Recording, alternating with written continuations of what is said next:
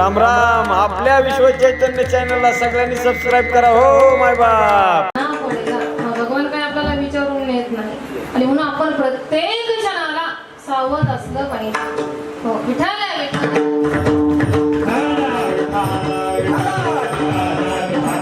काही काही माणसं देव पाहण्याकरता जातात, देवाला भेटण्याकरता जातात, काही का नाही तीर्थयात्रेला जातात, भगवंताच्या निवासस्थानी त्या ठिकाणी जातात, पण घरी राहून जे करत होते ना तिथं जाऊन सुद्धा तेच करतात. विठाला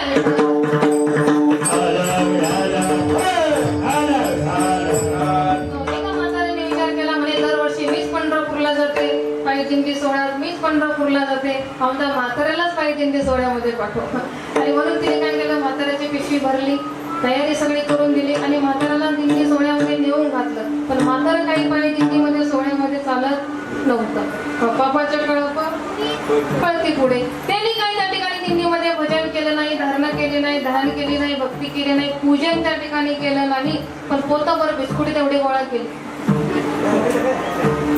आणि त्या पोताभर बिस्कुटाच्या त्या पोत्याच्या बिस्कुटाच्या नादात त्याला 15 दिवस आंघोळच नाही केली. नुसती अशी गणगोळी लागली जायला. आणि तिथं गेल्यानंतर चंद्रभागेमध्ये अशी खळखळ आंघोळ केली आणि निघायच्या टायमाला कोणाचं कोण संदूकच उचलून आणलं. संदूक म्हणजे कळतं ना, पेटी, नवाचं संदूक घरी उचलून आणलं. त्याला कुलप होती, चावी नव्हती. म्हातारीला सांगितलं हातोडी आण म्हणे. आता म्हातारीनं हातोडी आणून दिली. याने हातोडीने कुलप तोडलं तर त्याच्यात कटिंगचं सामान गवसलं. काय फायदा झाला? काहीतरी गेला जन्म वाया, काहीतरी गेला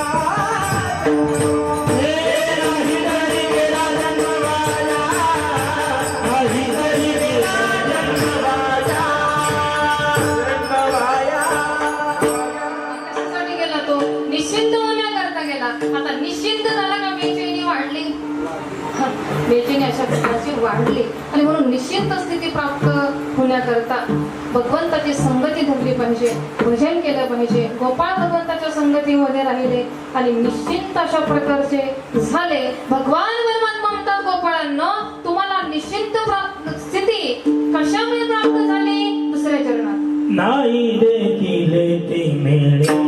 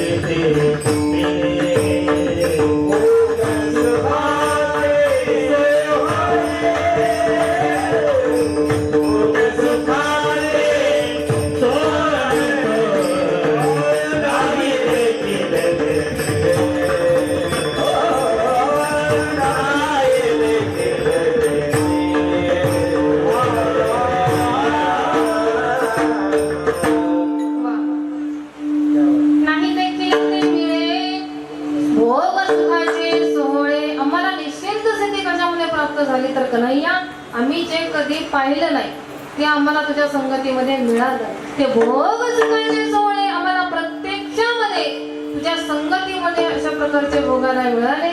कन्हैया त्या ठिकाणी म्हणतो, गोपाळांनो, तुम्हाला हे सुख आतापर्यंत तुमच्या घरी मिळालं नाही का? तुम्हाला ही शिदोरी तुमच्या घरी खायला मिळाली नाही का? गोपाळ म्हणतात, कन्हैया, आमच्या घरी काय आहे? आमच्या घरी नुसतं ताक आहे. ताक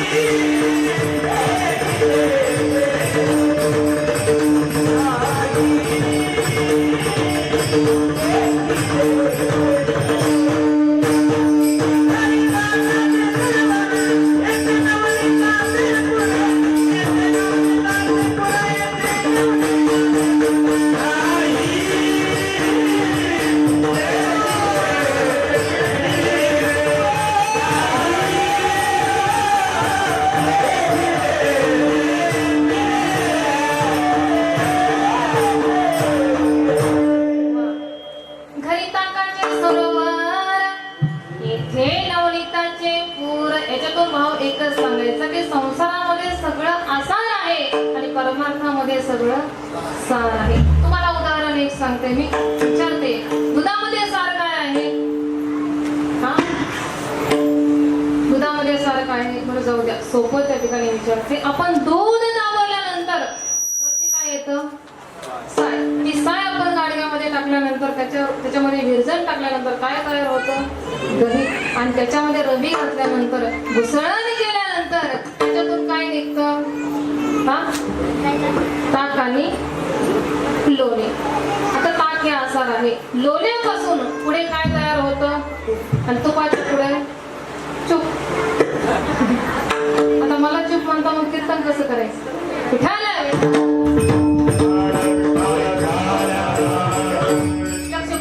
दुधामध्ये सार हे तूप आहे आणि आसार हे ताक आहे. तुकोबाराय म्हणतात, नका घालू दूध जयामध्ये सार, ताकाचे उपकार तरी करा. संसारामध्ये सगळ्या आसार गोष्टी आहेत आणि परमार्थामध्ये सार आहेत. गोपाळ म्हणतात, कन्हैया तुझ्या संगतीमध्ये आम्हाला लोण्याचे त्या ठिकाणी पूर मिळाले. लक्षपूर्वक ऐका, लोणी या शब्दाचा अर्थ आहे शुद्ध प्रेम.